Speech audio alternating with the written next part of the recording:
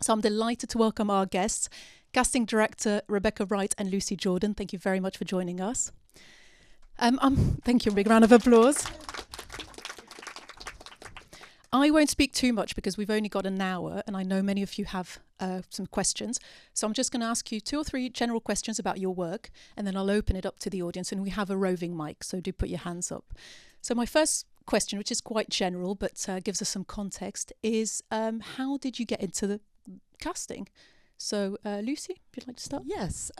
So mine was... and so I apologise, I decided to wear the hottest jumper in the world, so if I'm a bit like... I basically dipped my toe very early on into the toying with the idea of being an actor. So I studied that at university, and then I, for a couple of years, did some lovely TIE tours, which I absolutely adored. And then quite quickly realised that I hated being on camera, and that actually acting is a long old slog that I wasn't good enough to pursue.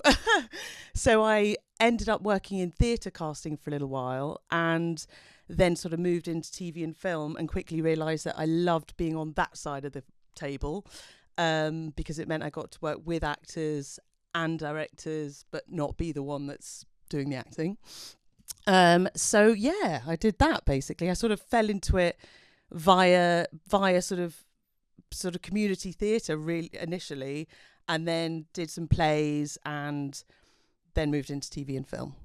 Did you propose to do some casting for people that you knew? Is that how you got your first job? I was doing a theatre play in Italy, and one of the actors got ill whilst we were out there, and so we had to replace them, and I just took it upon myself to do that via Casting Call Pro, which it was at the time.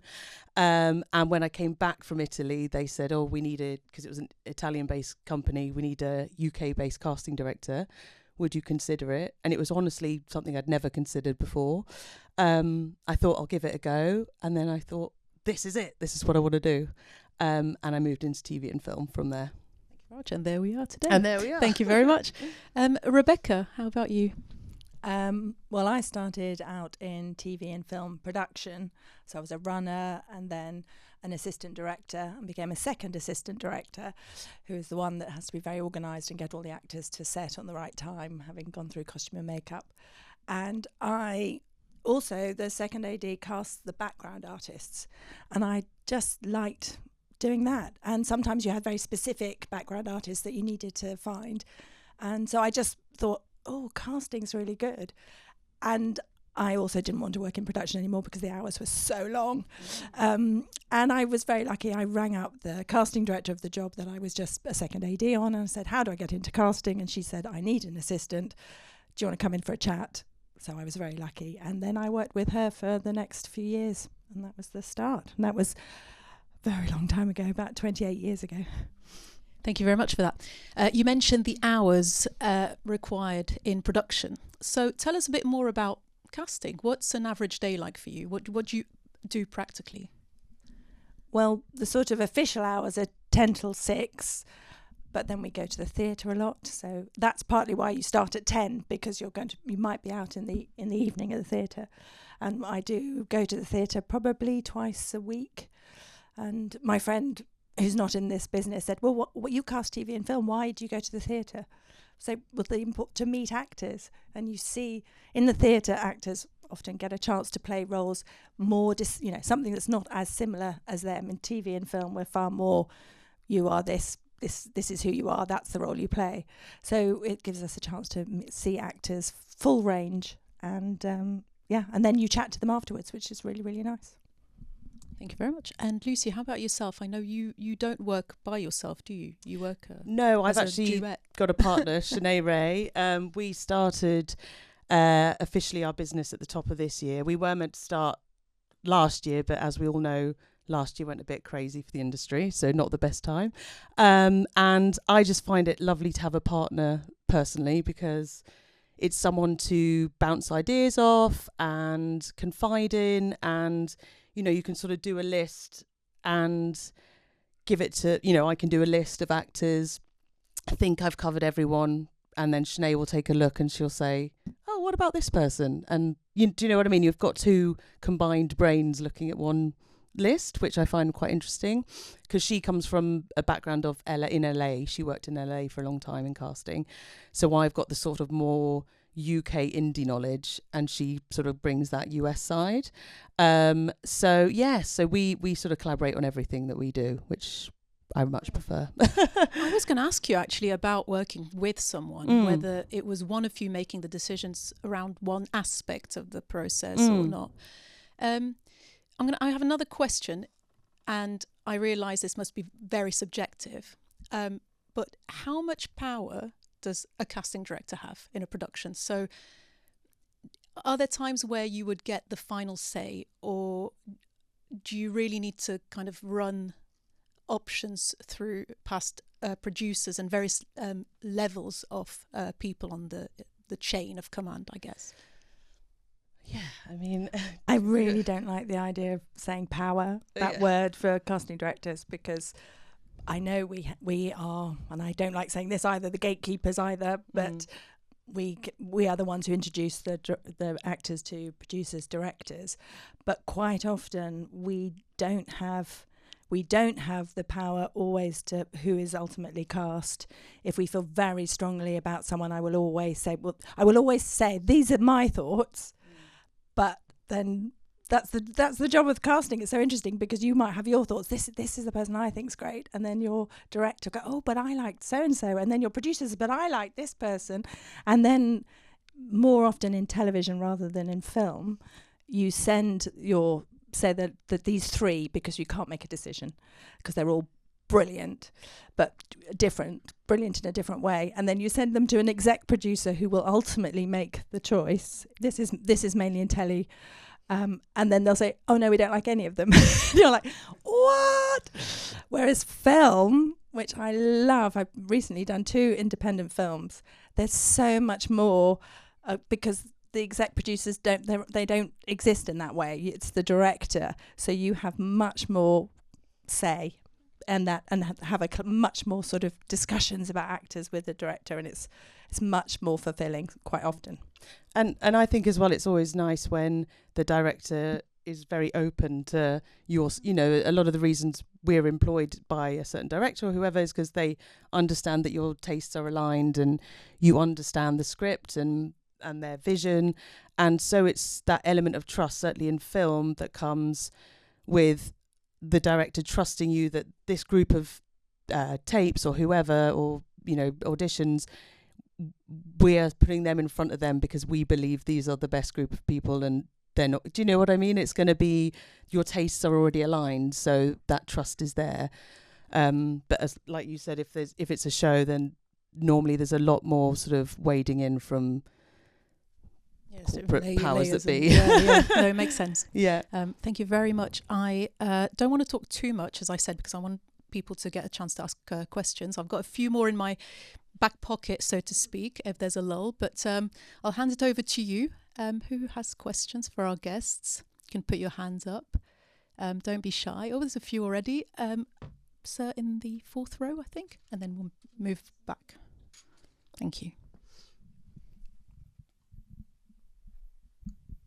Hello. Ooh, great. I had a question on self-tapes. So when you're watching self-tapes, I guess it's a bit of a strange question, but how perfect a performance are you looking for? How on point would it have to be in similar to that actor, what they would then do in the actual film or TV series, given the time limitations, script limitations, etc.?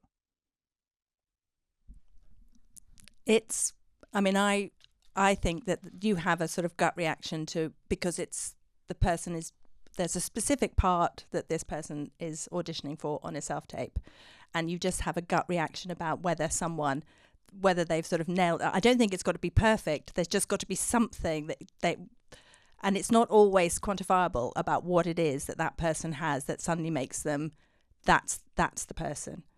I think an energy. I think it's trying to be as natural as possible.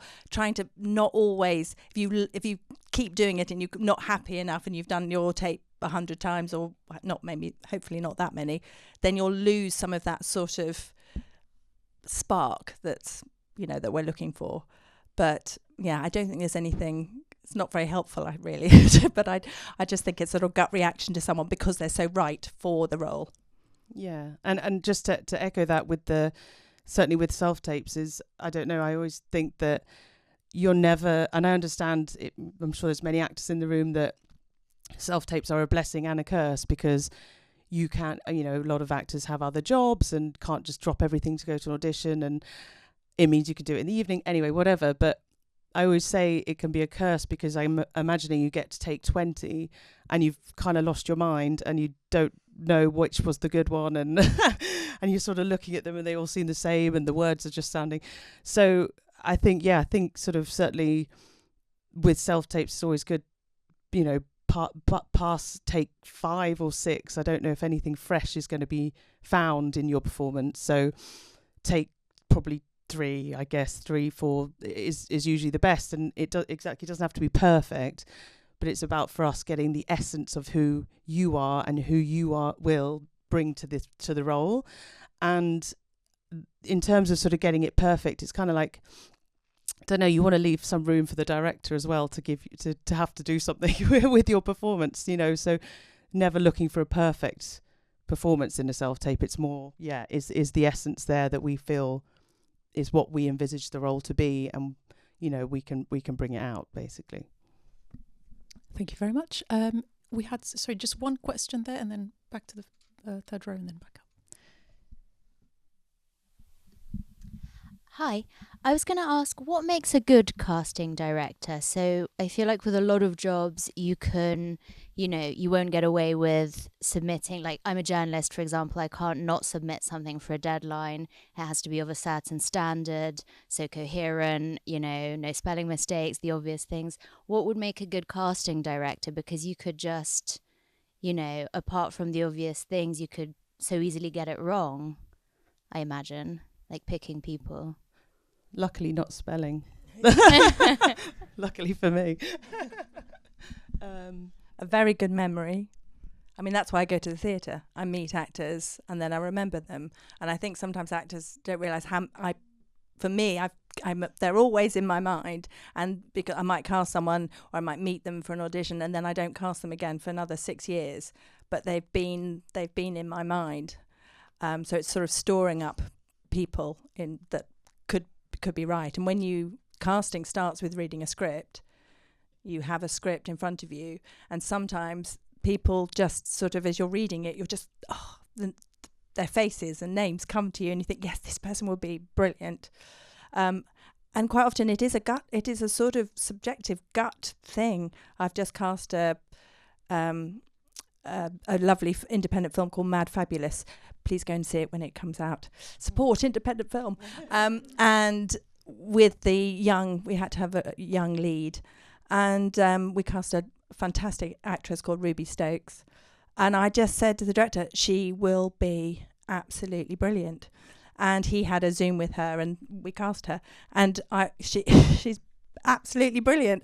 But I think I'm not really answered your question, but I think a good casting director relies on their instinct, and they have good instinct about whether someone is right for a part. And some, you do see some shows, and I think people are miscast, and that's not always the casting director's fault, because sometimes with film you have to have an actor with a certain profile attached, and sometimes that works, they're brilliant, but not always. Yeah, no, I agree. And I think also, just to build on that, I think it's also about trusting your taste and sort of knowing what your taste is as a casting director, and knowing that you've been hired for the job for a reason, and maybe you might have an idea of someone you think would be right for a role that you have to sort of champion a little bit more, but actually that this person will work, and it might not necessarily be what was exactly written on the page, but you sort of can push for your taste, basically, and know that you can assemble a good cast that is interesting to watch and sort of keeps the project fresh as well.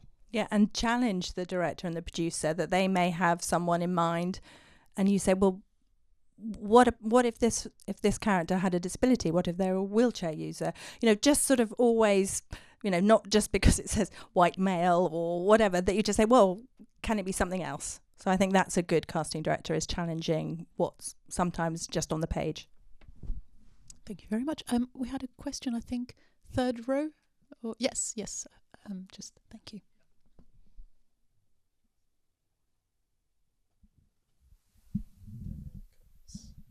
Yes. I'm curious, what do you do when you are brainstorming names for a list? Are you watching reels? Are you scrolling through, like looking at casts of movies or watching audition tapes? All of the above. Yeah. Yeah, basically all of the above. I think it sort of depends on which role it is. I mean, obviously, as Rebecca said, the landscape we live in now, you know, a lot of the sort of the early roles, it's sort of lists of sort of namey people, and you know, it's very hard to get things made nowadays, and so a lot of things is, you know, cast contingent, all that stuff. But then the joy with other roles is digging into our own personal library. Who've we seen at the theatre?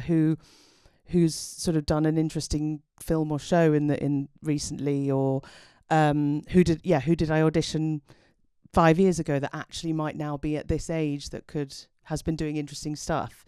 It's sort of basically everything you said, mining your encyclopedia of actors, but also digging as well. Sometimes if you have the opportunity, which is rare nowadays, but the joy for us is if you can dig and, you know, can I go to some little local drama groups, or, you know, if you get the chance to do that sort of digging, that's sort of the most exciting, well, for me personally, is, you know, where can I go to find someone that's so fresh and so sort of new. But yeah, as I said, that's a bit more rare now. But otherwise, generally, and you know, and sort of Spotlight and things like that are invaluable because you can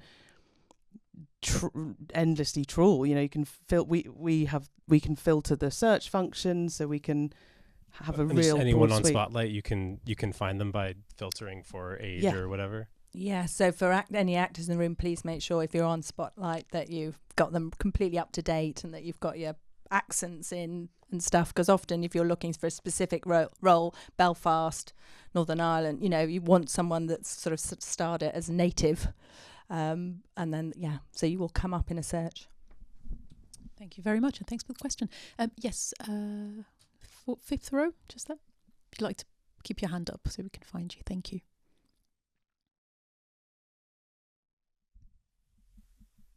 To what extent are you working on your end with full scripts as opposed to, I don't know, excerpts or sort of isolated sides or what have you, or maybe even, I don't know, treatments? I mean, and does that differ by the importance of a role within a project? I'm wondering what material you're using from the producer or director to inform your decisions.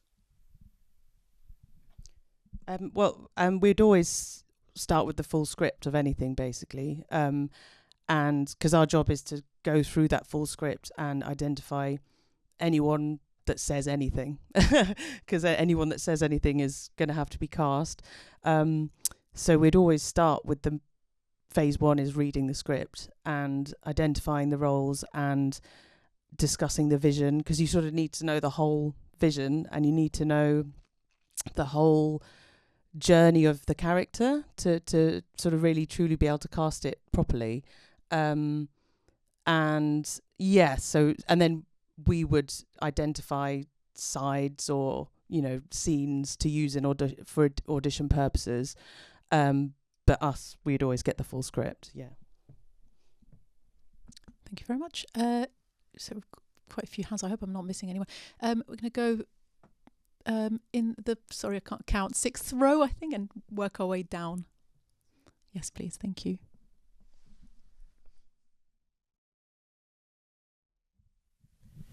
Thank you. I'm wondering how compartmentalised your job is. For example, are you known mainly for comedy or thrillers or cop dramas? I mean, or is it just all across the waterfront? And if I may, I'm interested in the economic climate.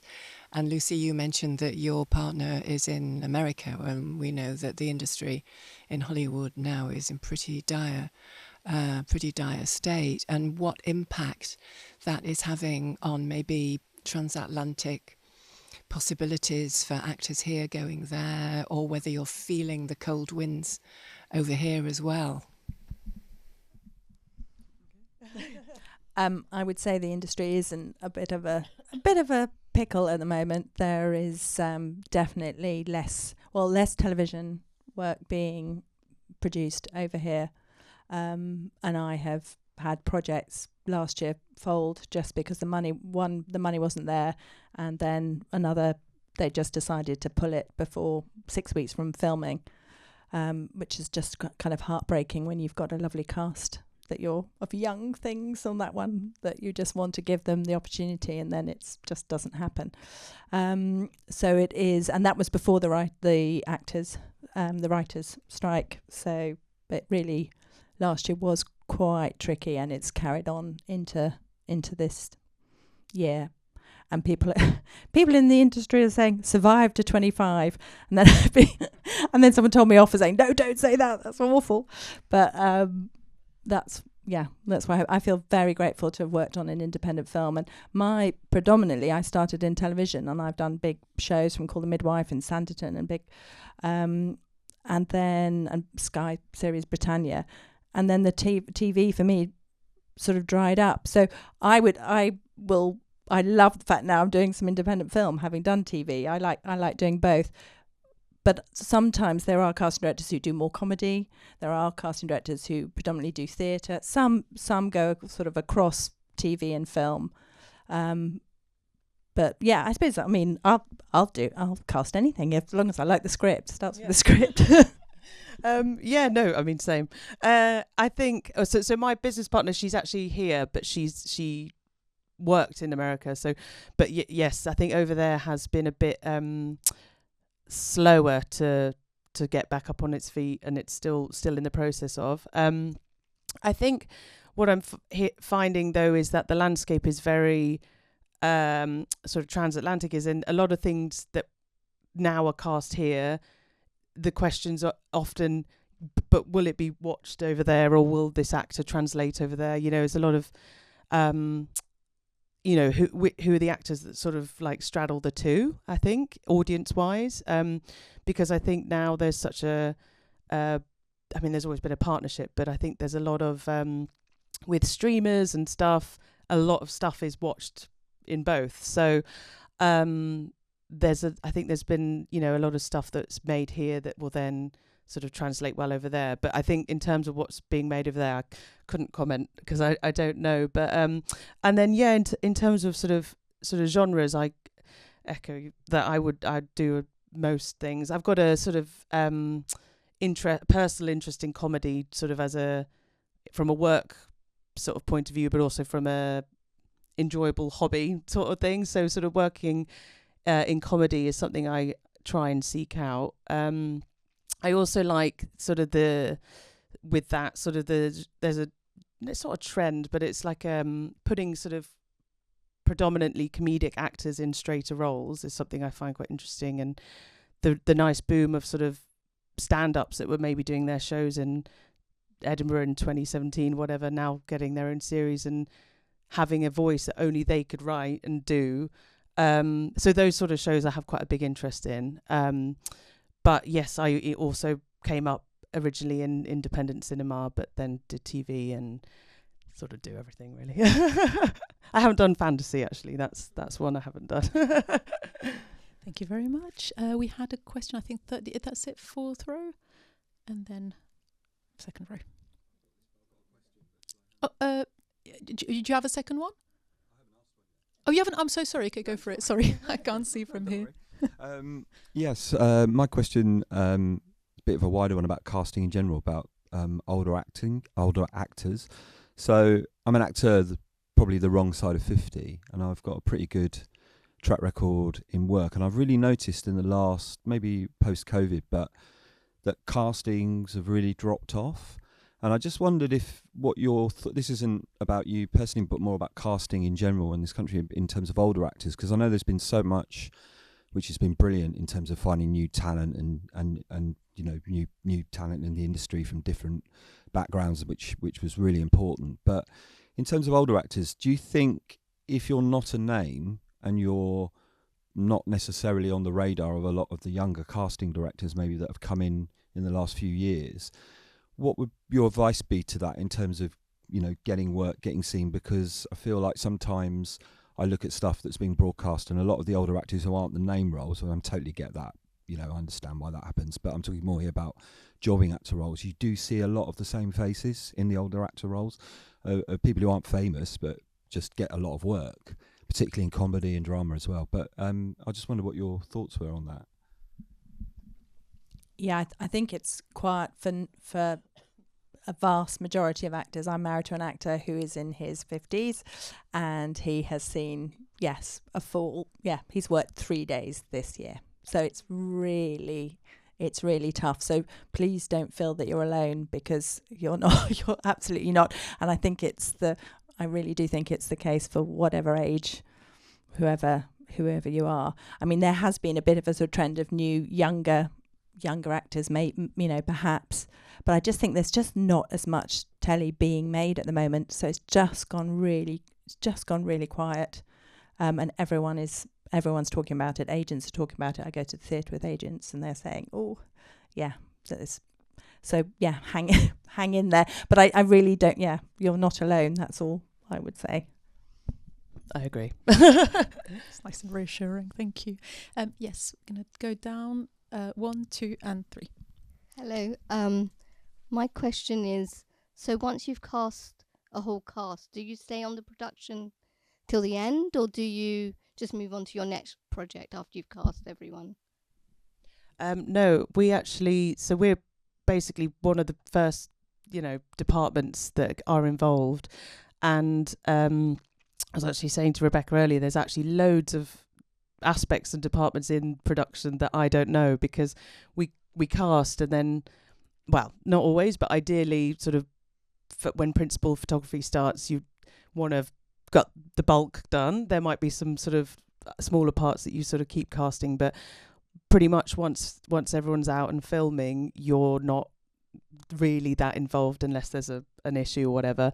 So I always find it really interesting, because you work on something for months, it starts filming, and then it's probably a year until it comes out. And so having been one of the first sort of departments on it, it's almost like seeing it new.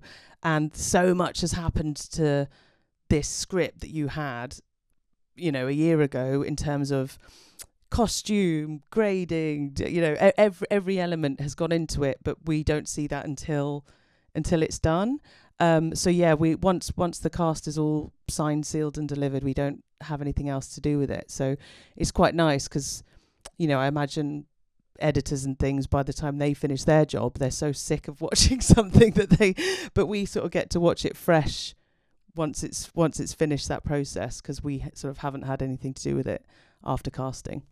Yeah, the only thing that would differ is if you're working on a long-running series and they're episodic series, for example, something like Call The Midwife, and every episode there are new roles. So really, you're casting it all the way through until the very, the last episode, and then Thank you very much. We had a question in the third row. Yeah, thank you. Thank you so much for this evening. I just wanted to ask about a question about instincts. Let's say, like, for example, you felt like you've made a mistake or you've miscast a role. How do you continue to trust your instincts? Have you ever had to reevaluate your instincts? Have they had to? Do you feel like your instincts have evolved? Because it seems like that's one of the key aspects of a successful casting director. Yeah, I think with experience, and instincts do evolve. The more actors you know, the more that because I'm a television and film addict, so I just watch just all the time, and then the theatre, so as much as I can cram in around the work I'm doing. So you sort of pick up. I do admire, I love seeing an actor in a role that I wouldn't have considered them. So I would have thought, oh no, I'd have never thought of that. And then they're amazing. And then I love having those moments where you're taken out. If you've seen someone else is casting, someone's cast someone that you wouldn't have put in that role, and you realise how good that is. I don't think I've ever cast anyone that I wasn't really happy with, actually. I think I'm quite happy with all my casting. I'm trying to think now. I don't think I have either. I think, no, luckily, so far so good, I think. Yeah. Because also, as we said before, it goes through quite a few, layers of approval, really, even if it's just us, director, producer, it's always a joint decision. So I guess the margins of error are smaller because of that, because it doesn't all fall on us to other people weighed in on the conversation too. But yeah, so far so good. Thank you. So a sanity check. Yeah. Thank you. Second row, and then we'll move on to you.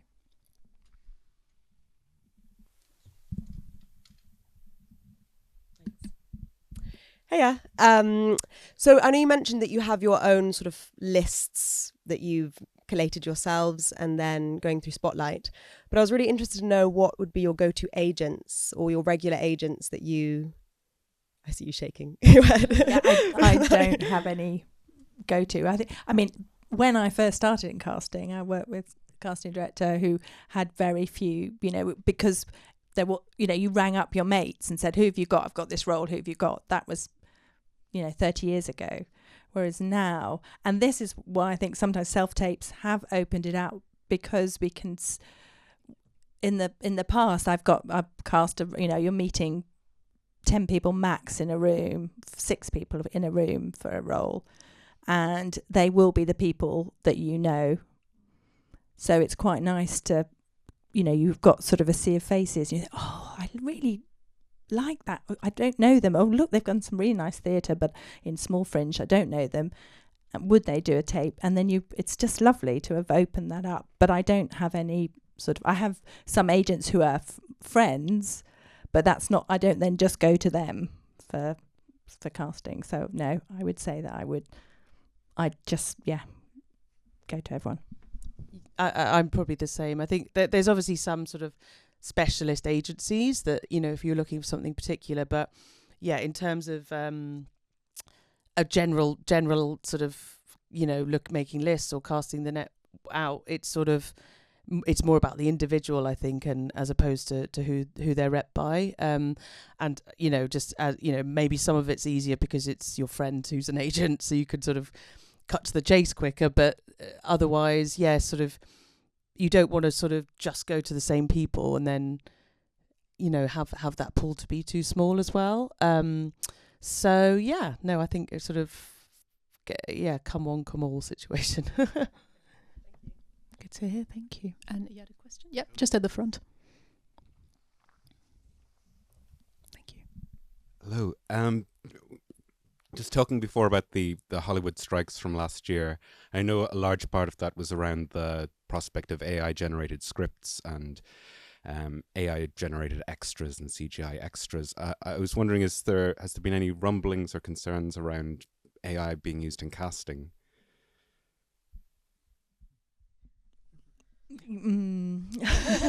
I know. Let's hope we can all hold on to our jobs. I've heard sort of stories about sort of AI systems that you can say, right, we're going to make this film, put in, we need this kind of character, who is the top most bankable actor, and the machine will go that person. So you sort of, that does away with your sales agents. But at the moment, that's as far as I sort of know how it goes in casting. But it is definitely something that lots of people are talking about, and especially for actors, that equity are in, having discussions to, try and protect us as much as we can.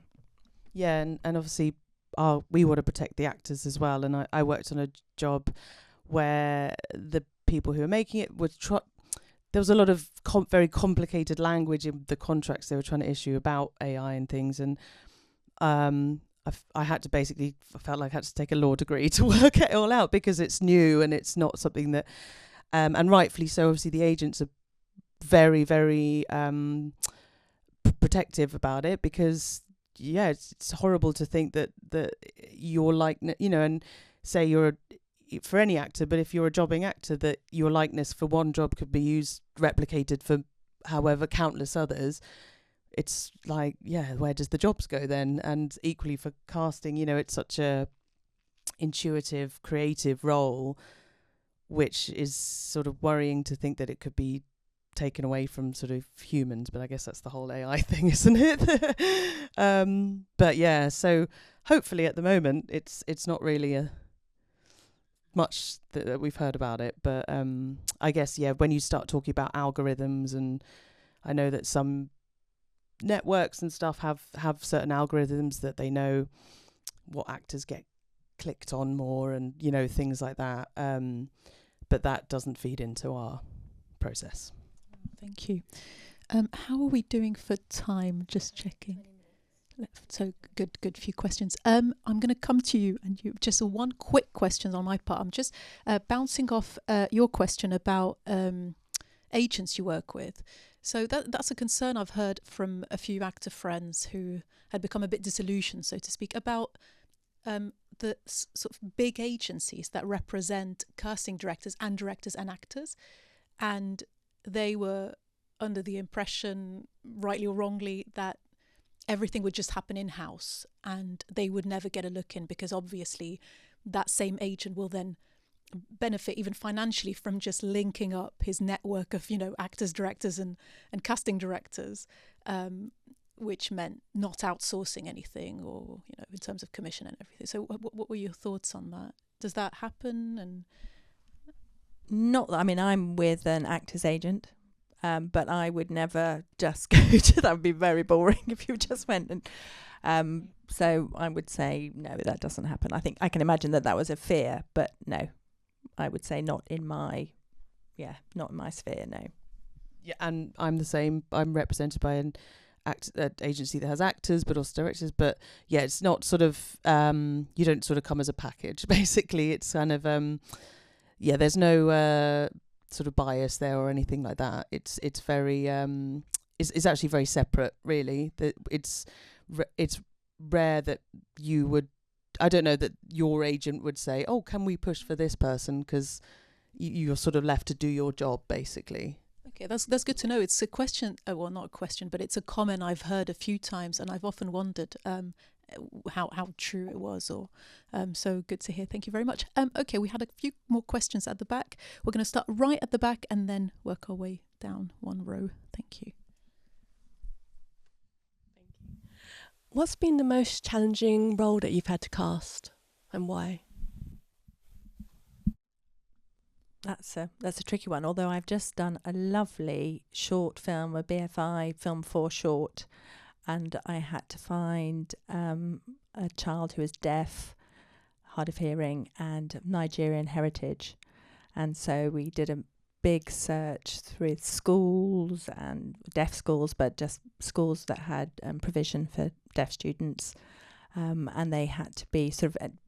In the end, we've cast a wonderful girl who's about 11, but we were looking at anyone from 5 to 11. We wanted them primary school age, so that was a big search. But we found her, and that's then really rewarding.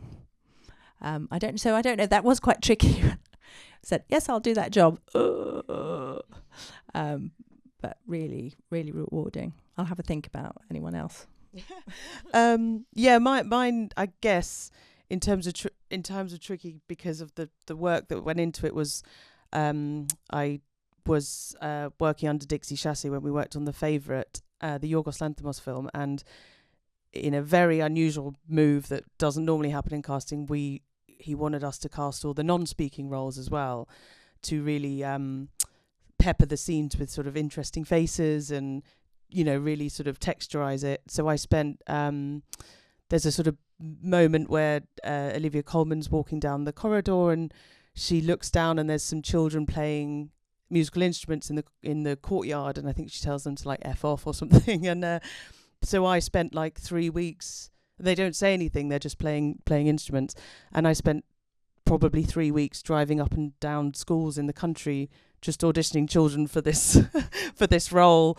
And another one, there was a moment where someone's walking through a kitchen, and in the script it says the Queen walks past a man carving a leg of elk, which normally for us we'd read and go, that's nothing to do with us because he's not speaking. But because it was this film we did, and Yorgos wanted a person who really could carve elk, so I spent a while trying to find someone who could, and then I eventually found a Canadian guy who was working in a bar in Soho but was also doing acting and also used to carve elk back in Canada.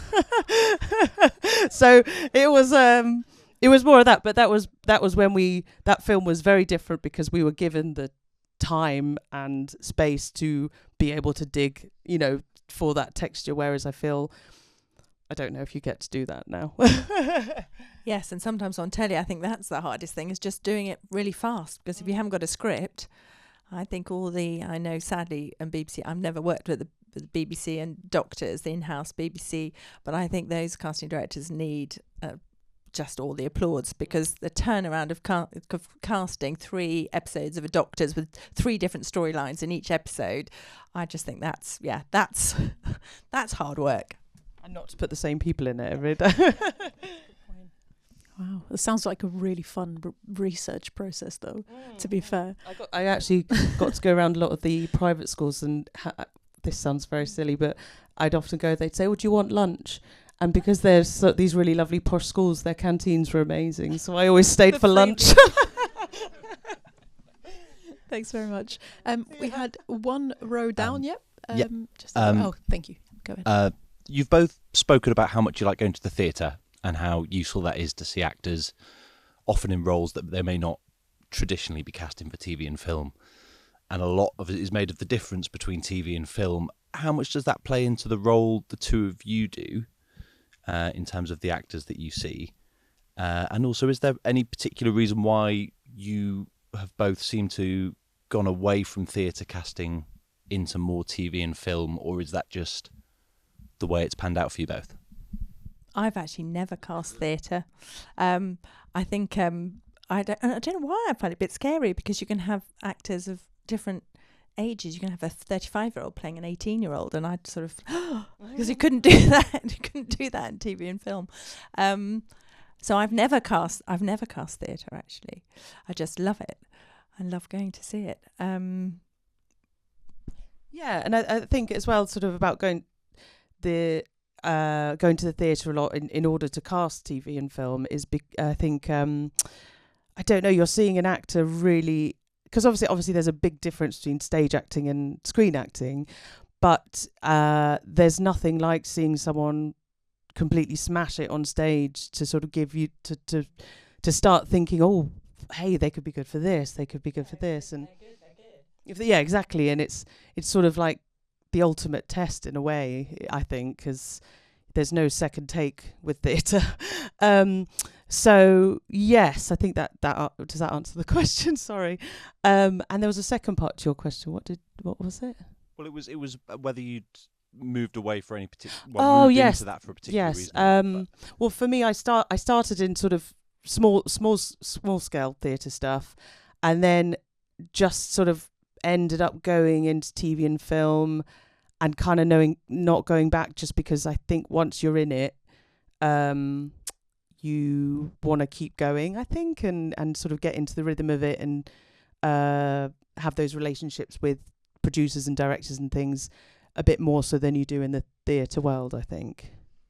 I mean, I think theatre casting would incredibly rewarding, but it's also a fact that it's not paid brilliantly, and I think a lot of casting directors do struggle on their casting sort of multiple theatre productions on their own, and working really, really hard and juggling a lot for not that much money compared to what can be on offer for film and TV more. Thank you very much. Do we have time for 1 or 2 more questions? Yep. Thank you very much. I'll let you hand over the mic. It's out in the darkness at the back, so I can't see. Thank you. Writers sometimes write parts with specific actors in mind, so is that really annoying for a casting director? And is it your job to then still offer alternatives, or what's the relationship between writer and casting director? Yeah, that's a good question. I'm just trying to think. I guess it's not annoying because it's sort of that's that role done.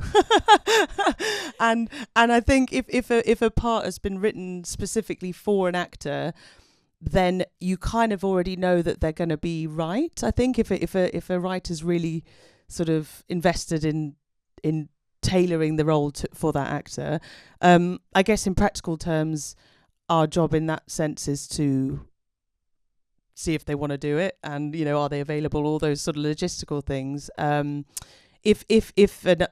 often a writer will write stuff and they'll have a wish list of people, so in that sense our job is to present the wish list but with alternatives that will equally as serve the role as well as their sort of top three people. Yeah, and then it's our job if someone is attached in that way to then cast around that person, which can be quite fulfilling and interesting. Thank you very much. Yes, please.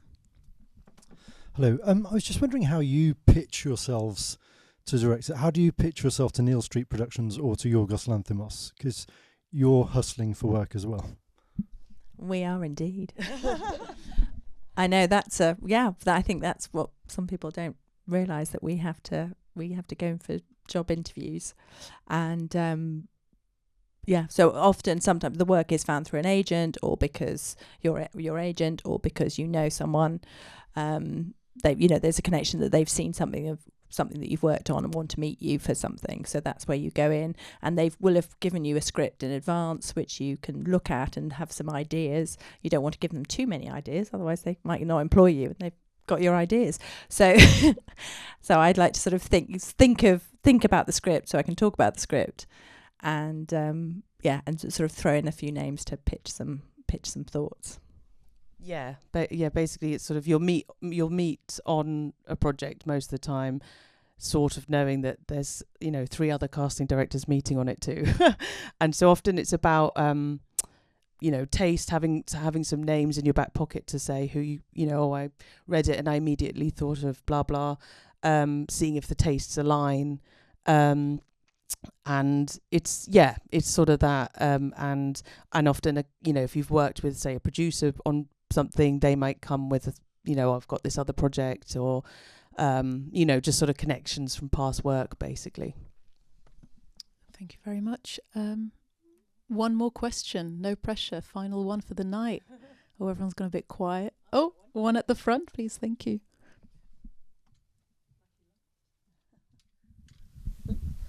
Thanks. I'm just wondering, when you're offering up a list to a director or producer, what size of list is there a figure that you usually go for, or is it depending on the project, or is it random to not overwhelm them but give them enough option?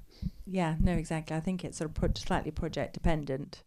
I've just done casting a short film with the producer who's directing this short film, and I 10 names for each role, so that's not very many. But sometimes I'm working on a couple of films which are in development, which is a thing, which is when you're trying to attach a name, and then you can go through quite a few, there can be 50 names for the leads that you then go and discuss, and then you'll sort of you'll discuss those with the director, with the producer, with the writer potentially, and then you narrow them down to sort of see if you can go to the agent and say, does your client fancy attaching themselves to this film so we can try and get it made? Which is the conversation we have a lot. But yeah, basically, if it's a role that the thing's up and running and it's fully financed and you're going and it's a, supporting role, then sort of 10 names, maybe something like that, because they're you've already whittled it down, you've already done that. But sort of in the financing, getting something financed, you'd sort of send a long list first of a big pool, and then you'd have another call to work it, the selects, and have all the discussions about, financing and profile and all that stuff. So it varies basically, and I think if you're trying to target a role and get it cast, and you're a bit sort of, time contingent, then you want to keep it as succinct as you can, basically, which is kind of our job to know sort of who should be on that sort of targeted list. And for television, I mean, often you're not discussing some roles you don't necessarily discuss with the director. For, what age that's in the script. Are you happy for me to? And then you'll sort of either meet people in person or get them to tape for sort of first round to then show the director. So you won't necessarily have talked about all the roles with the director in advance. Lovely, thank you very much. Okay, that's all we've got time for. Just to remind you that you're welcome to go into the bar and have a drink and mingle and chat more to our lovely guests. A big round of applause to Lucy and Rebecca. Thank you very much for joining us tonight and giving us your time. And